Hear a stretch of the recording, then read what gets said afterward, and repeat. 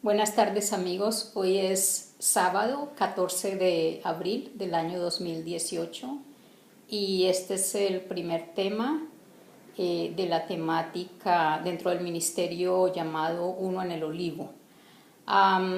Quiero empezar con una palabra de oración y voy a entrar directamente al tema. Padre, que nos acompañas, te pido tu espíritu, te pido una doble porción de tu espíritu para que mis palabras salgan de manera poderosa y que sea tu mensaje, no el mío.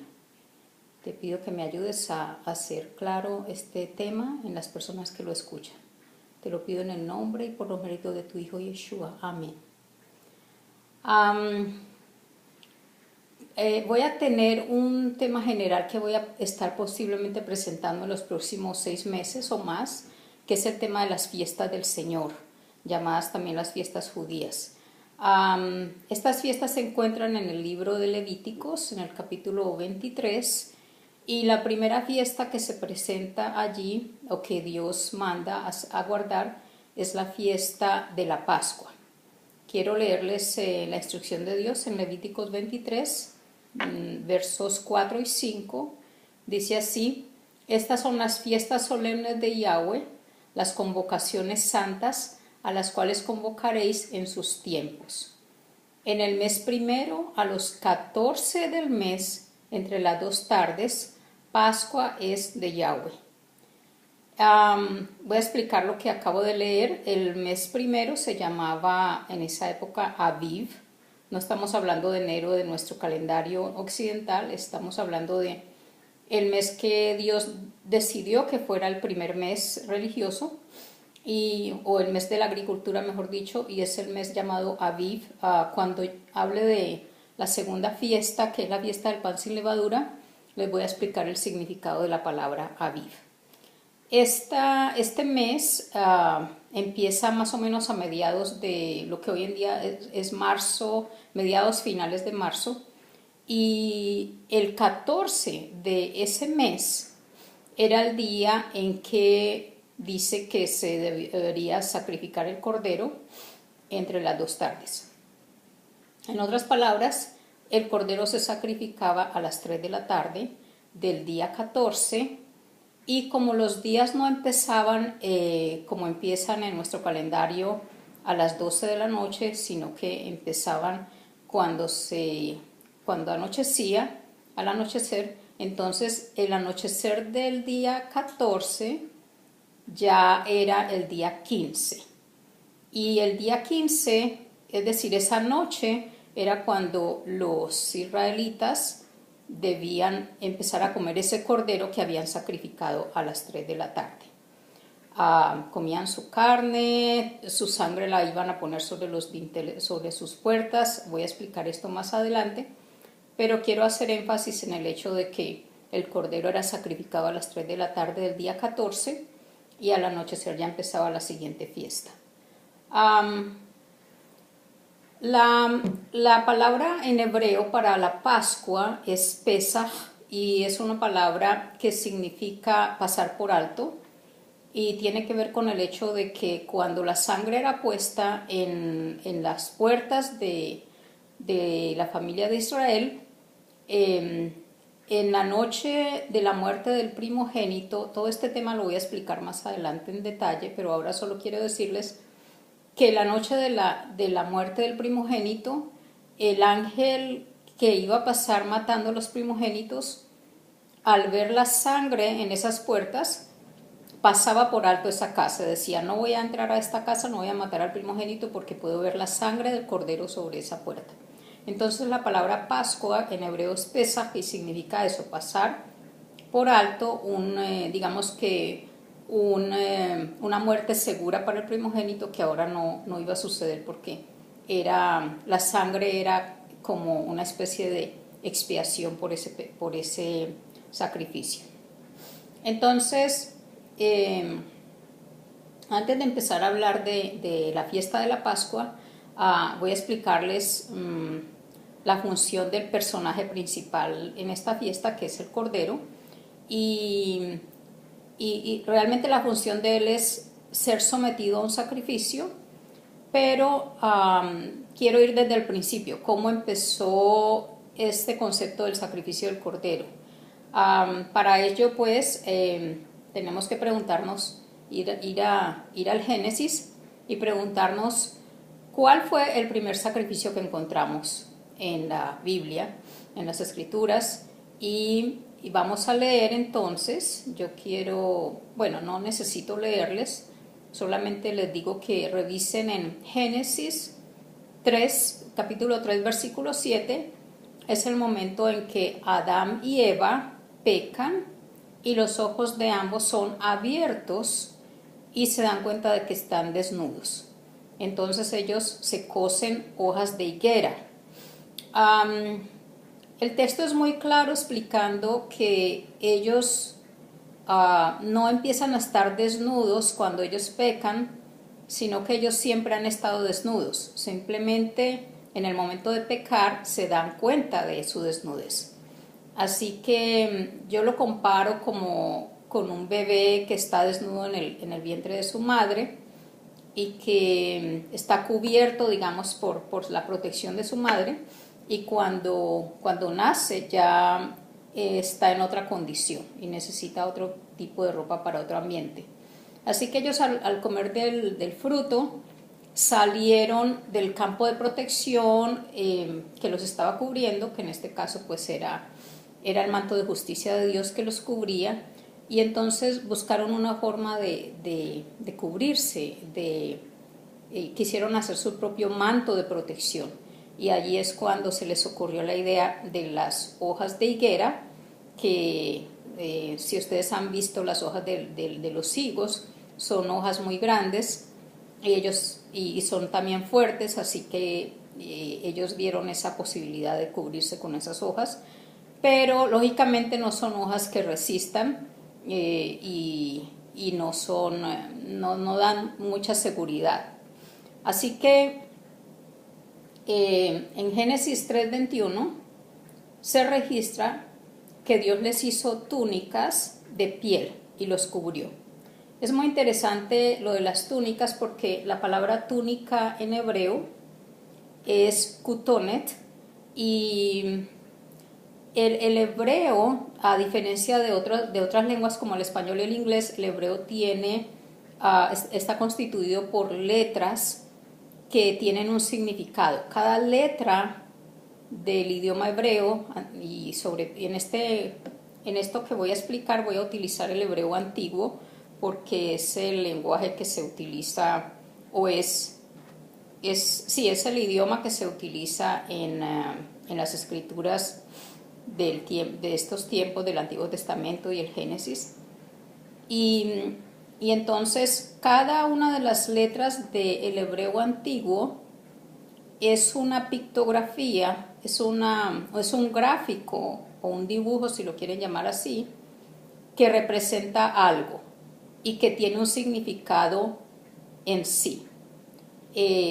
Por ponerles un ejemplo, la primera letra del alfabeto hebreo es la letra Aleph, y la representación es la cara de un toro, y el significado es fortaleza, autoridad, poder, porque el toro era el animal que representaba fuerza para el pueblo hebreo. Así que cada una de las letras tiene este significado. Y entonces yo voy a explicarles ahora el significado de la palabra kutonet, que en este caso son las túnicas que Dios utilizó para cubrirlos. La raíz de la palabra está compuesta por 3 letras. La primera letra, voy a usar el tablero, por eso lo traje hoy. La primera letra es la letra Kaf, y voy a dibujarlo como aparece en los libros cuando se habla del hebreo antiguo.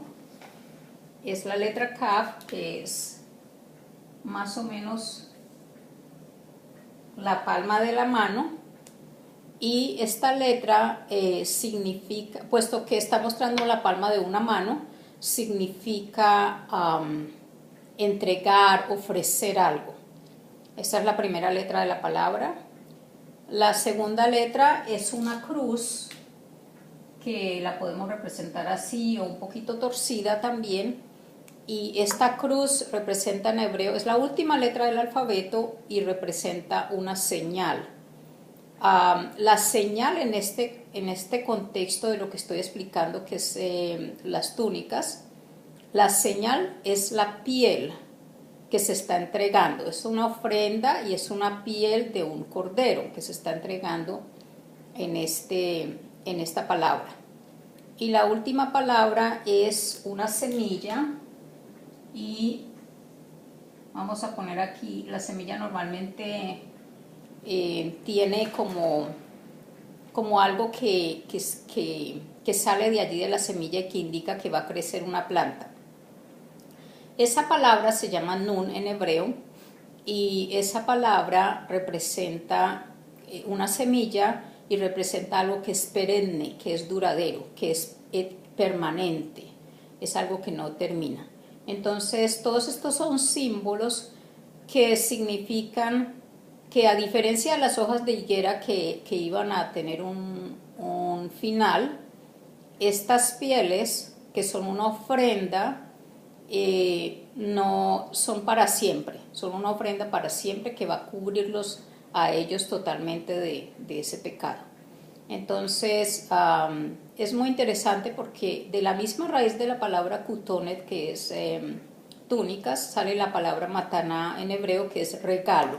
Así que es un regalo que Dios les está haciendo a ellos. Les está diciendo, bueno, ustedes pecaron, pero yo vengo a cubrirlos y los voy a cubrir con pieles de un animal, que es un cordero o una oveja, y los voy a cubrir con estas pieles. Y esta oferta de estas túnicas que les estoy haciendo es permanente, no es nada más por un rato, sino que es permanente. Es importante entender esto. Entonces, ahora, después de que ellos usan estas pieles, es indudable que Dios sigue usando a los animales para demostrar que ellos siguen siendo cubiertos en ese sentido por un cordero. Vamos a ver, por ejemplo, que, bueno, Dios debió sacrificar no solo un animal, a lo mejor sacrificó varios animales en el momento en que Adán y Eva pecan, no sabemos. Lo que sí sabemos es que en Génesis 4:4 aparece Abel llevándole a Dios una ofrenda de los primogénitos de sus ovejas. Vemos que ya está esta costumbre de llevar ofrendas. Y vemos también que Dios se agrada mucho con este regalo de Abel, porque Abel está siguiendo lo que Dios le ha explicado, que es que la salvación va a ser a través de un cordero. Pero tenemos a Caín, que en lugar de llevar la ofrenda del cordero o de la oveja, lleva lo mejor del fruto. No podemos decir que no está llevando una ofrenda, la está llevando, pero no está llevando la ofrenda que Dios está pidiendo. No está llevando una ofrenda que lo va a cubrir de su desnudez. Y eso es lo que hace que Dios no se agrade mucho de la ofrenda. Ahora, yo quiero explicarles, esto es muy importante porque recuerden que la muerte de los primogénitos de alguna manera fue el contrato de fianza o garantía del sacrificio expiatorio que Yeshua iba a cumplir en un futuro. Ahora quiero explicarles más a fondo los significados de la palabra cordero, porque eso también nos va a ayudar a entender un poco desde la lingüística lo que significa la obra, la misión del Cordero en esta tierra.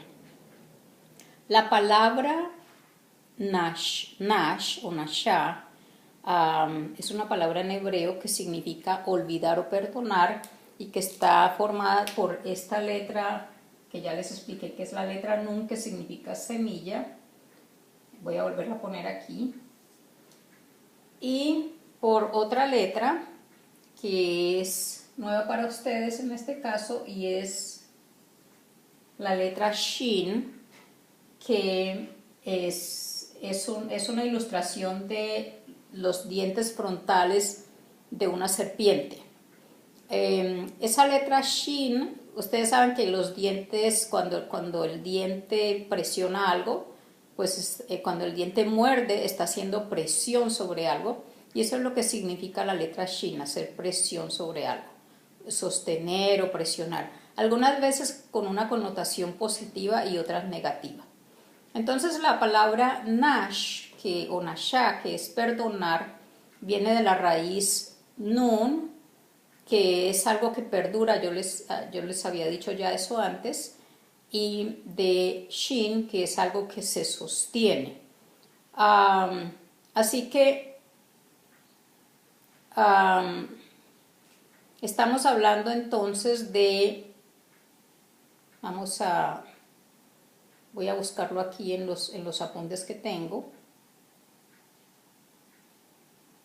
Hay una semilla de opresión, que es la nun, ¿okay? Que es una semilla, ¿sí?, que empieza a producir opresión permanentemente, y la opresión se da por los dientes de la serpiente, que está todo el tiempo presionando, que está sometiendo al ser humano, ¿okay? Y entonces aparece al final, en esa palabra olvidar y perdonar, aparece al final una letra que es la letra que se llama la letra Hei, y es voy a tratar de hacerla lo más similar como la tengo acá en el dibujo.